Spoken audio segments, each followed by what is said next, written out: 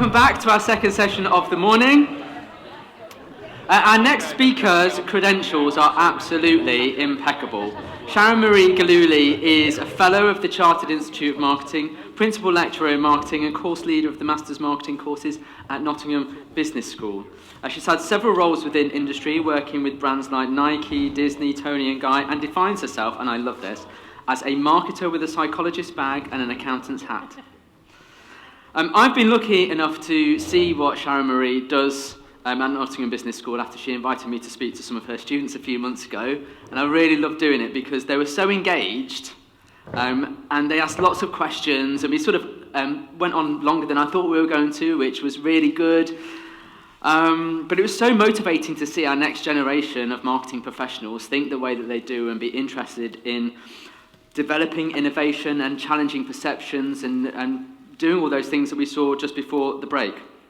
And challenging perceptions is really what Sharon Marie is here to do today. Every year we've always included a more academic talk or somebody from that world that can talk about research and things from that kind of area, and it's always gone down really well, and I think it's one of the things that does set Marketed Live apart from many of the events that are out there. So I'm really delighted to introduce to you Sharon Marie Gillooley. Okay, so I just wanted to sort of say how the journey had got me to this age identity. So, as Paul said, I worked in personal care. There's some brands that you'd recognise, so Nicky Clark, Trevor Sorby, Lee Stafford, and Tony and Guy. So really selling that feel-good, ideal self-image. And then moving over into education. Now I'm a student, I'm in the final year of my doctorate, so I had to sort of choose this research area. So this itch as a feminist was about age identity.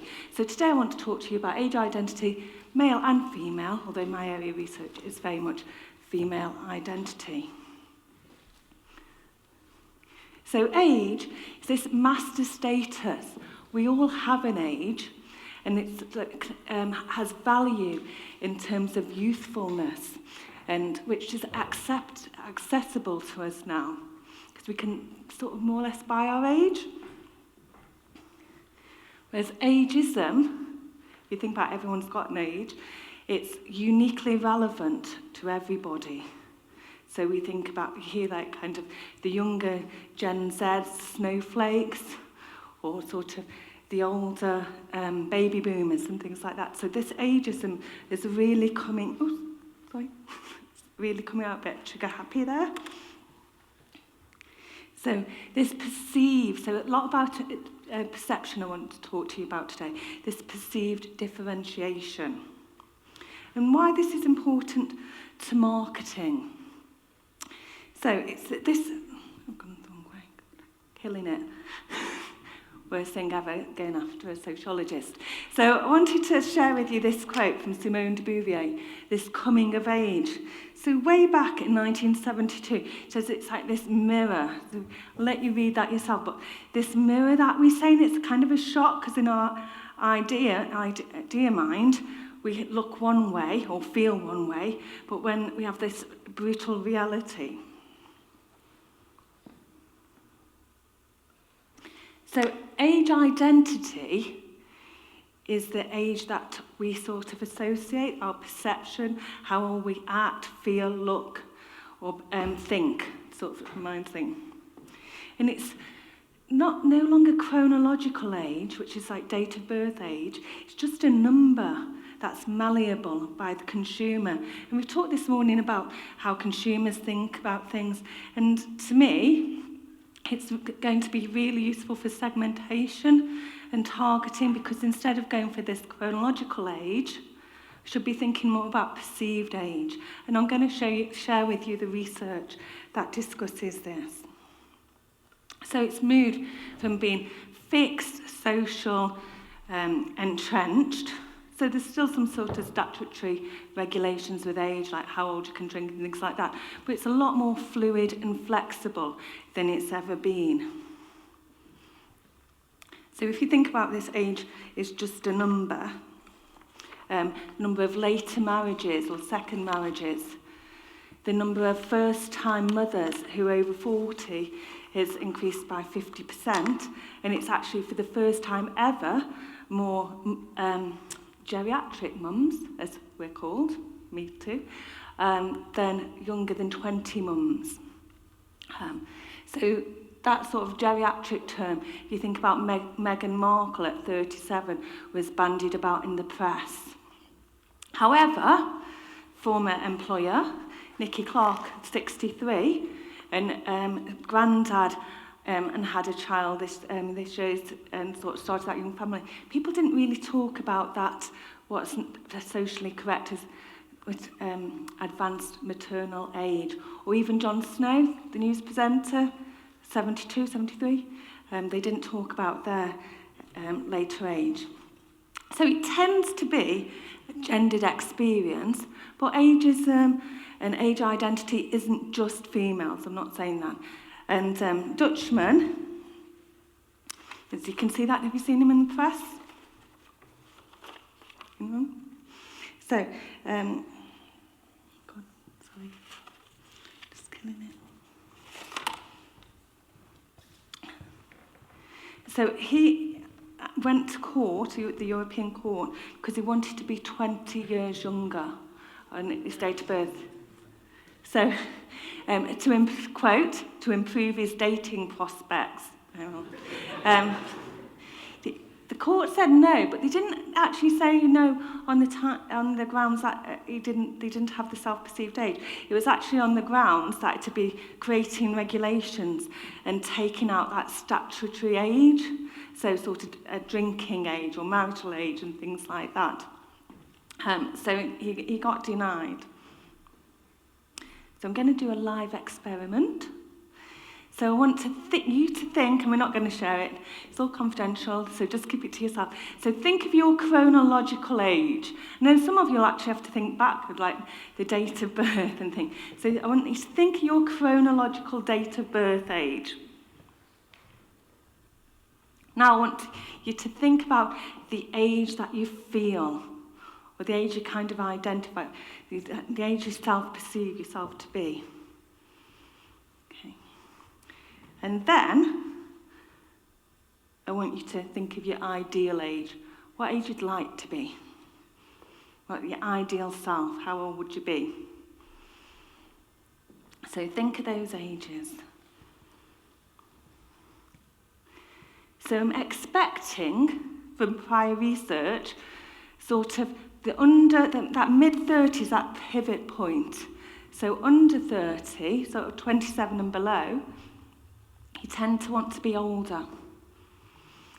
Over 30, 33 above, you want to be younger.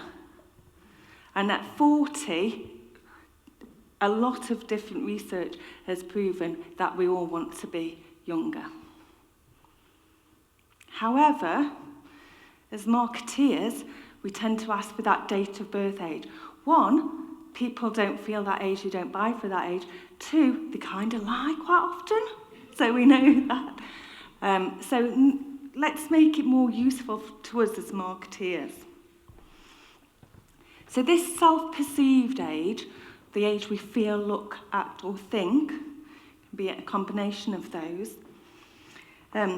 provides a more authentic indication of age. So we know that this is proven from research. And 2 UK studies have said, so it's over 40s, over 50s, it's actually 10 years younger. So actually putting people in a different decade. So when we've got our categorisations and things, you can see how that can change how we're doing our targeting. So, and it's recognised as a social phenomenon. It's sort of, everyone over 40 has this younger perceived age. And that ideal age, the age we ideally like to be, and self-perceived age, as we call it, is more relevant to us as marketeers because people think by that age, they buy into brands that age. And really great for us as marketeers, they're actually more interested in brands than products. So when you're thinking about differentiating your brand, those with the younger self-perceived age, that's who you can be marketing to. So if we pull back to self-concept, which is one of the most useful tools for a marketeer, thinking of ideal self, authentic self, these consumers look at this self-perceived age, and even if we as outsiders think, you don't act that young, or look that young actually, it's irrelevant, it's their perception and they buy to that. So it might be true, or it might just be their perception. So, and we adapt our behaviour to these age requirements, these younger age requirements, and sort of go against self-stereotyping. So for me, I'm like the geriatric mum, so I try not to be a geriatric mum, an older mum. The playground, try to be the younger mum. Because we have these self-stereotypes. Any of you heard friends or colleagues saying, oh, I don't want to be called granny? Because we've got this stereotype, or granddad, this stereotype of what that means, and sort of, oh, don't want to be part of that. And then this new ageing, as we call it, is a product of agency and choice and options.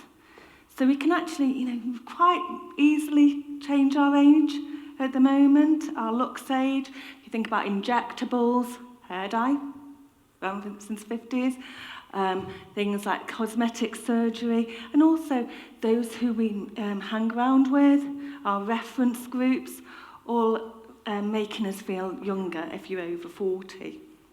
This new aging. And then also we tend to rewrite age. So there was some research with YouGov. So rewriting age is, oh, you are middle-aged when you are such and such an age. You are old when you are thing. So X age, or those categories. So a bit like the 50s is the new 40s, 60s is the new 50s. We're rewriting these categories. And I'll just share this research with you, because it's important that I get the dates right.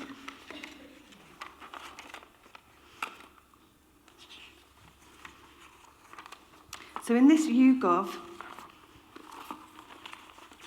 research that went out to all the UK, when they asked people about which categories, they thought young was under 27.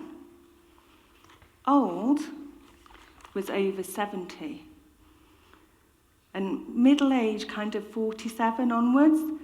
And then those in that 30 age group, remember that pivot point? A third felt young, a third felt old, a third felt middle-aged, and then a third actually didn't even know what sort of ageless, didn't know what category they were in. So we can see that sort of rewriting this age. And we tend to think as older as 65, whereas because that sort of is socially and that age. Whereas actually we should think about the layman's terms of what is young, up to 27. Who are we going to even label these 28 to 47 people? Because they're no longer the middle age. Middle age, 47 to 70.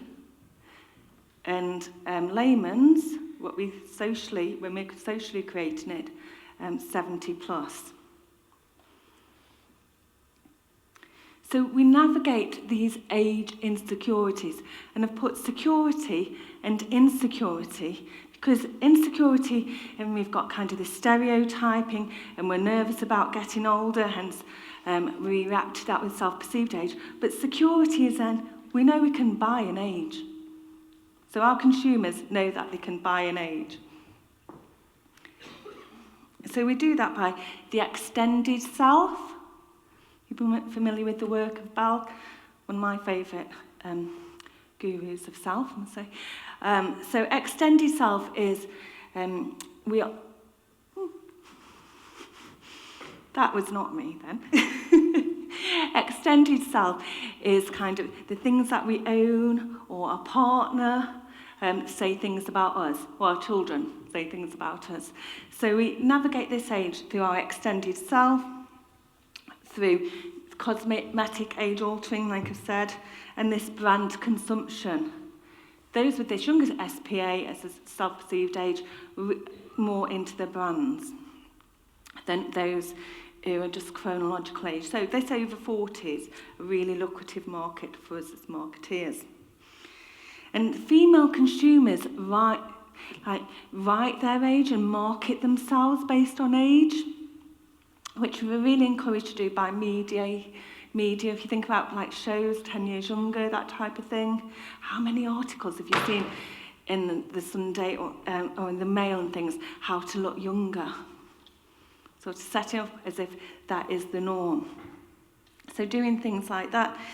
And this, so if you think about 72% of consumers use Facebook, 90% of those don't give their chronological age.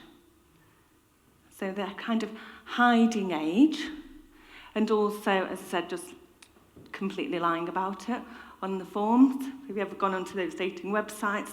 I can tell you firsthand that a lot of people lie on there. Happily married now, by the way, but... So, what came out of the study that I did, and sort of replicating research from other studies, is this new category of ageless. So if we think about the more transient identities that we're finding, including our little badges today, that we can adopt any identity, this ageless, why should we be categorised neatly? And these are the people who think, I'm not going to be categorised. I feel ageless and fluid and flexible constantly. And even those consumers who feel ageless, so if you think like those tick box ageless, they actually still have younger attitudes than their chronological age. But it is very much cultural. So in an African study by Montepard in 2019, the difference in African women between chronological age and self-perceived age was hardly any. It wasn't an issue for them. Whereas in Western, sort of the States here and European, it's very much an issue. So that salience, that difference, is diminished.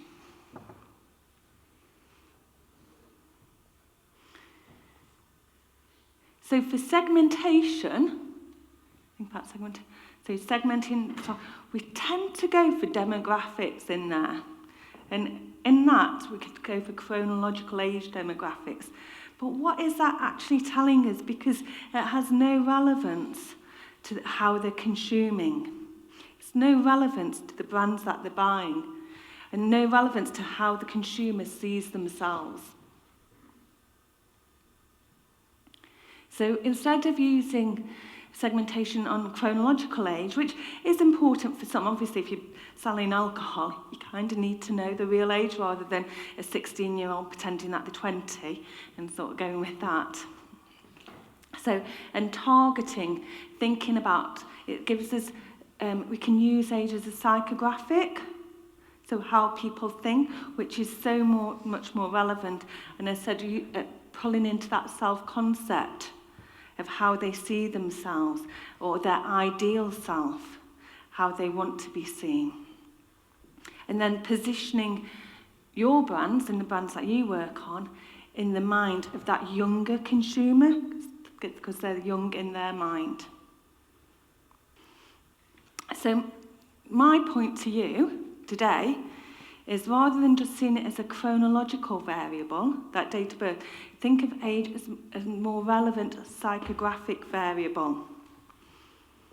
If you've got categorizations, if you're doing some sort of market survey or something like that, think about how those they're categorized and said, maybe add that ageless category in. And think of those that over 70. And actually, consumers do not like feeling old. Female consumers do not like nostalgia. It makes them feel old. Males quite like nostalgia. Females do not like the use of nostalgia in adverts. It makes them feel older, and they don't want to feel older, so they're going to be pulling against your brand. Rather than I'll have a photo shoot of over 50s, mix the ages. They don't want to be clumped and categorised. So over 40s do not want to be 40 to 50, 56, 70, and too old.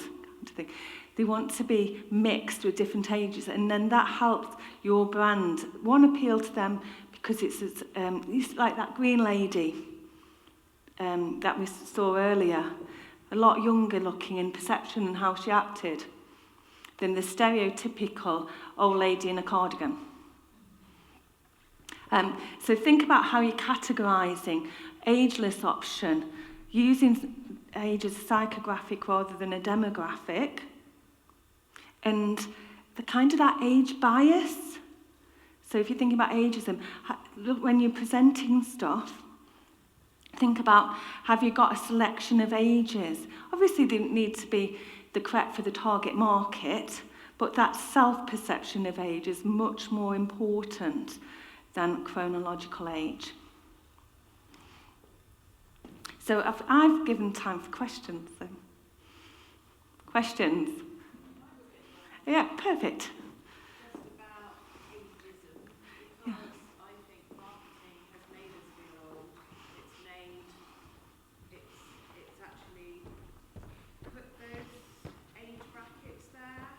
Yeah. What do you think?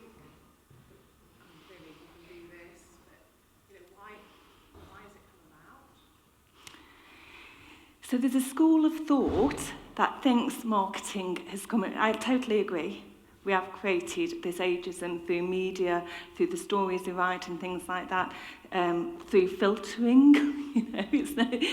Wrinkles not acceptable. But as a school of thought, based on some of the research, that it's come about because a lot of marketing teams are young, creative teams are young. So in their minds, over 40s, over 50, that is old, that is ancient. So, and they're stereotyping because, everyone stereotypes in culture. You've brought up, you have those messages from infancy. So they don't think, I'm turning off the target market. They actually think that is what the target market wants. Sort of, our target market, chronological 45, put them with the Kidston handbag and the dog, watching or reading a magazine. So I think it's being out of tune and categorising. But as a consumer, we're pulling away from that categorisation. We have got fluid identities. And for some reason, age, which we all have an age, and we can't turn back time, and we can't stop time, it's sort of gone unnoticed that actually we're creating these stereotypes still in the industry. So yes, I agree, marketing is doing that, and hopefully, little steps, we can change that. Okay.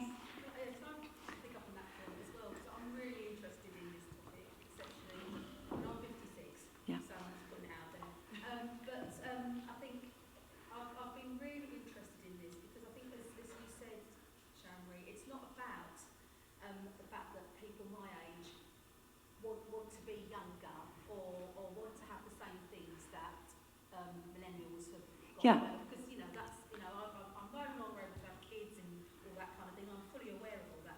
But it's about those marketing teams who are, as you say, tend to be from that generation, the millennial generation and younger, realising that when you get to our age, it's not the fact that, we've got one foot in the grave or that, life is downhill from here. It's about the maintenance. It's about maintaining.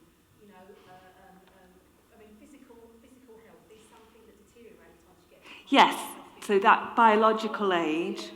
The whole idea of marketing being reactive and responsive to what the needs are of people of my age now. Yeah. There's certainly lots of people my age who intend to carry on working for a lot longer.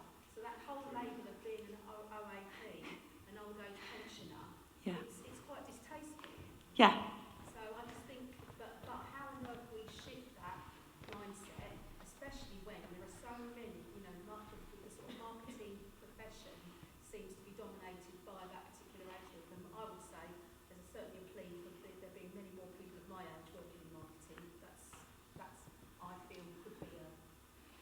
Yeah, so there's a few things. So there's a new, well, not new, pre-COVID 2019, seems new, about stereotyping. So ageism was brought in with the Advertising Standards Association. So that new stereotyping, so it's been regulated against now.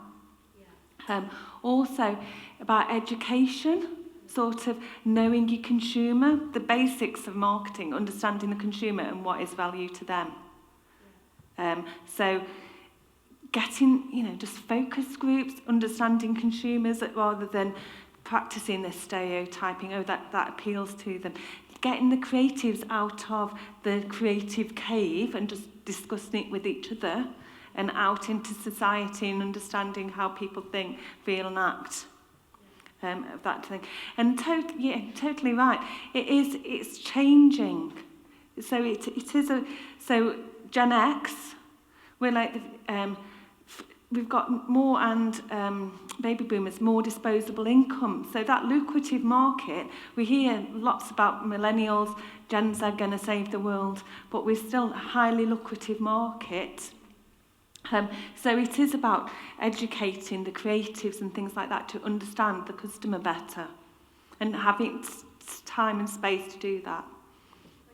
Okay. Any more questions? Okay, sorry. Hi. Hey. Hi. I do think it's a really big problem in the marketing industry. As the lady said, there are so many younger people in marketing, and the perception is that if you're over a certain age, then you're no longer relevant, if you no longer have great ideas, and et cetera, et cetera. And I think it's so wrong and it's very damaging. And I think there's so much that is forgotten because human nature is enduring. We don't really change, right? Over hundreds. No, that law of consistency, yeah. There are core things in us that remain unchanged. I think if younger people in marketing feel as though, those ideas of the past are old and we don't need to learn those ideas anymore because they're not relevant to this new age, and I think it makes us less effective. And so I think, it is a real problem. And as you say, people that are older generally are working longer into older ages and are able to hold the spending power generally more so than younger people. So it's a huge issue that I think needs to be addressed within marketing. And I'm not really sure what the solution is, to be honest, but there's so much that is lost by not understanding that actually human nature is enduring and things don't really change regardless of new technology that comes out. Well, we see things do change, don't they? So gender identification's changed quite rapidly over the last few years. So it's about changing age identification. And just to pick back, you said biological age. So that's not my medical knowledge is absolute zero. But if you think about biological age, somebody who's 60, running, always ate healthily and things like that, it'll have a younger, so that is still subjective. They'd have a younger biological age than somebody in the mid-30s, drinking loads, smoking, and making bad, healthy lifestyle choices. So even with that biological age, it is subjective, and you consume a healthy, younger biological age as well. So to consider that. So on all those fronts, so how old you're thinking, so how to steal Paul's plasticity of thoughts and things like that. How old you feel in yourself. So second marriages, younger, older mums sort of feel younger. Working till longer makes you feel younger. We know this is from research already studied. We can quite easily by our look age, having worked in personal care for over 20 years, and how old we act. So kind of that age, if you think about Glastonbury with oldies, students networking rather than going on demos, sort of millennials thinking about pensions and things like that. Age just isn't what it used to be. So it's about bringing that conversation to the forefront. Some really great points, thanks for the interaction, by the way. Absolutely, yeah. Yeah, and keep raising the profile of that inequality, that it's everyone's inequality, because it's not just old people, it's young people have ageism again as well. Oh, they're too young for that job. She's too young to win the tennis. How gobsmacking. Well, actually, she was playing someone 18 was going to win either way. So it's so thinking about those conversations and that removing ageism, which, as I said, everyone has an age, and we definitely can't stop time or turn it back.